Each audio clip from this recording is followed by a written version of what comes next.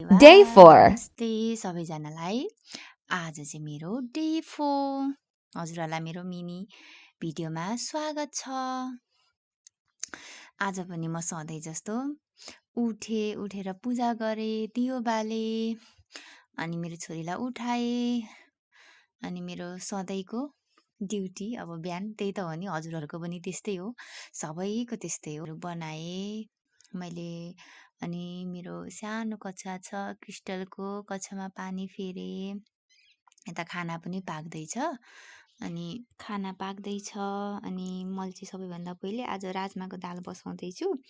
राजमाको दालमा चाहिँ मैले एकचोटि उमालेर त्यो पानी फाल्छु, अनि फालेर मात्रै अनि फेरि अर्को पानी लगाएर जिरा धनियाँहरू हालेर अनि सिटी लगाउँछु। अनि आज चाहिँ म गौशाला जाँदैछु, त्यसको लागि मैले बेलुकै चना भिजाएर राखेको थिएँ। अनि चना भिजाएर तारेर अनि म चाहिँ प्लास्टिकमा हाल्दैछु, गाईलाई दिनु पर्यो नि त।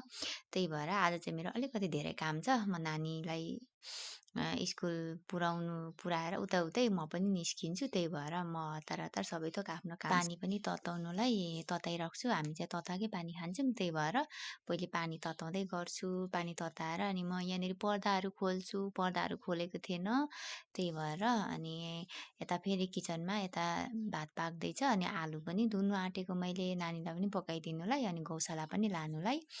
अनि आलु अलिकति धुन्छु, धोएर बेसार हाल्छु, अनि त्यो पनि प्याक गर्छु झोलामा।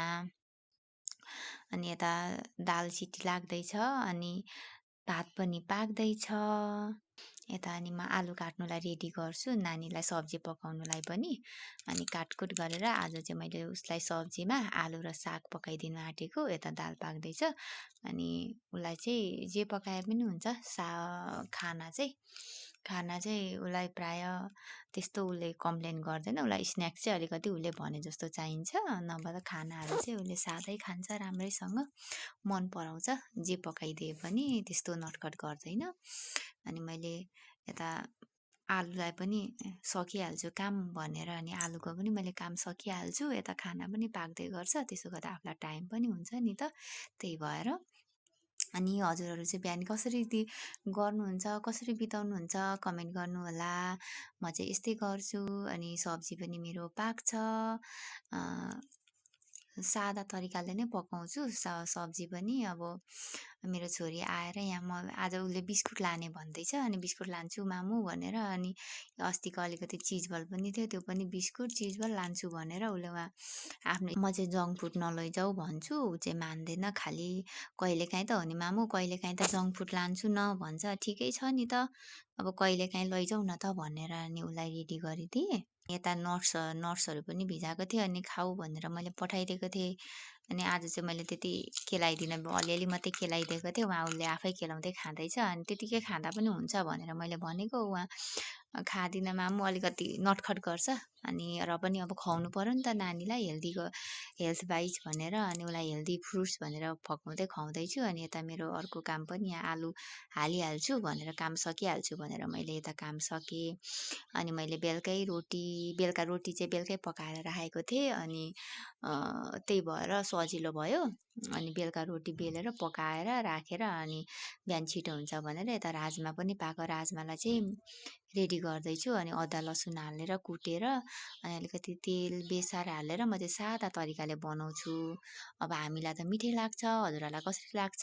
मैले चाहिँ अलिकति डिफ्रेन्ट तरिकाले पकाउँछु, झान्ने काम चाहिँ अलिक गर्दिनँ म।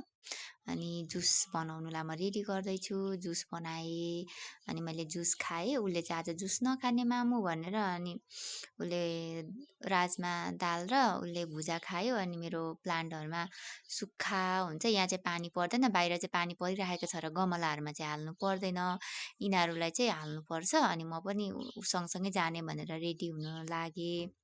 अनि ऊ पनि लुगा लाउँदैछ, म पनि यता रेडी हुनु पर्यो भनेर अनि रेडी भइहाल्छु। बिहान हतार हुन्छ, अनि म त त्यस्तो केही गर्दिनँ, हल्का अनि कपाल सपाल कोरे भइहाल्यो। मलाई मेन चाहिँ म सनस्क्रिन चाहिँ जहिले लगाउँछु। अनि कपाल कोरेर अनि उसलाई पनि रेडी गरिदिनुलाई, अनि उसले लुगा लगाएर आएपछि अनि उसको पनि मैले कपालहरू कोरिदिनुलाई यहाँनिर आउँदैछ। अनि कपाल कोरिदिनु मामु भनेर, अनि म कपाल कोरिदिन्छु उसको पनि। अनि उसको चाहिँ कपाल एकदम धेरै ठुलो छ उसलाई उसलाई नै उसैलाई गाह्रो हुन्छ, माया पनि लाग्छ कहिलेकाहीँ। अनि ठिकै छ भनेर अनि बाँधिदिन्छु। अनि के मलाई सोधिरहेको छ, भनिरहेको छ। अनि स्कुल जानु मन लाग्दैन भन्छ कहिलेकाहीँ, त्यसो भन्नु हुँदैन, पढ्नुपर्छ भन्छु। अनि ओके मामु भन्छ, ज्ञानी त ज्ञानी नै छ। अनि कपाल-सपाल कोरिदिए, उसलाई रेडी बनाए। कोरिसकेपछि अनि उसले टिका लगाइदिन्छु।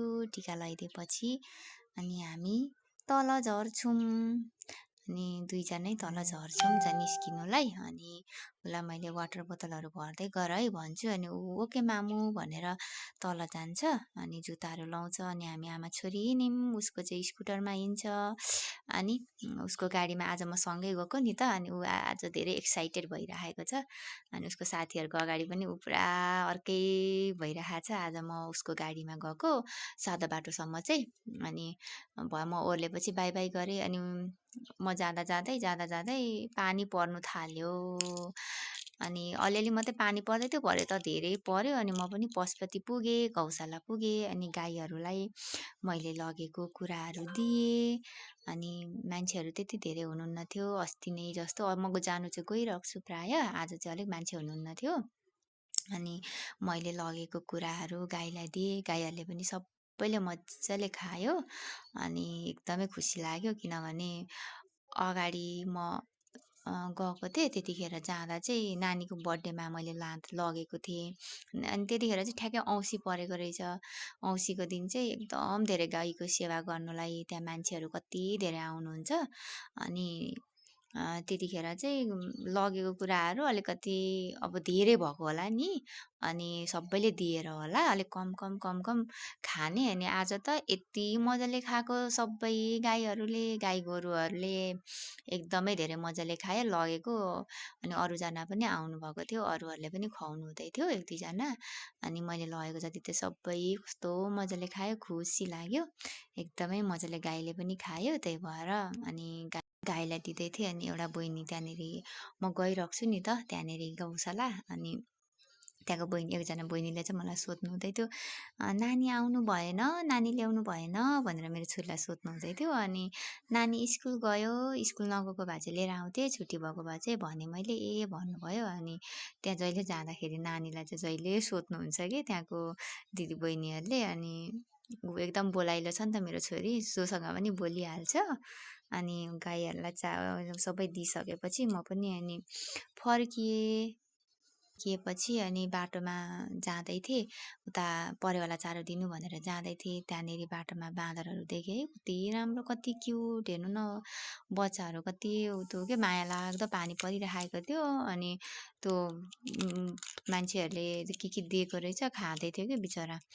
अनि मसँग त केही पनि थिएन। अनि आउँदाखेरि केही भेट्यो भने ल्याइदिन्छु भन्दै थिएँ। अनि ठ्याक्कै म गएँ, परेवालाई चारो दिएँ। परेवाहरूले पनि कस्तो मजाले चारो खायो, हेर्नु न। आफूले दिएको कुरा खाँदाखेरि आनन्द लाग्छ नि त। हजुरहरूलाई कस्तो लाग्छ कुनि? मलाई चाहिँ एकदम खुसी लाग्छ अब आफूले दिएको यसरी खाइदियो भने। अनि यति धेरै परेवाहरू थियो है, एकचोटि त्यो मैले त एक प्याकेट त किनेको थिएँ है, त्यत्रो परेवालाई। हुन त अरूले पनि दिइराख्नु भएको थियो। अनि कस्तो मजाले खाएको के, थोरै होइन परेवा। एकदमै खुसी लाग्यो। अनि परेवालाई चारो दिइसकेपछि अनि म एउटा त्यहाँ हामी खासमा मन्दिर चाहिँ जाँदिनँ, त्यही भएर मैले परबाट भिडियो मात्रै बनाएँ। मन्दिरभित्र हाम्रो 1 वर्ष जति हुँदैन, त्यही भएर फर्किँदाखेरि चाहिँ अनि बाँदरहरू भेटेँ। मैले केरा किनेको थिएँ, त्यहाँ भेटेर अनि केरा दिएँ। अनि ठ्याक्कै म फेरि सुन्धारा आउनुपर्ने थियो। अनि सुन्धाराको गाडी चढेँ। यति गर्मी थियो, हिँड्दा पानी पऱ्यो पनि त्यो बाहिर चाहिँ कस्तो हप्पो छ क्या काठमाडौँ पनि। अनि यता फेरि आएकोमा त्यहाँ बाटो ठ्याक्कै पऱ्यो, परेवाहरू देखेँ। परेवालाई देखेपछि अनि मैले त्यहाँ परेवालाई फेरि चारो दिएँ सङ्कटाको छेउमा। अनि मेरो नेलको 1-2वटा सामान किन्नु थियो, किनेँ।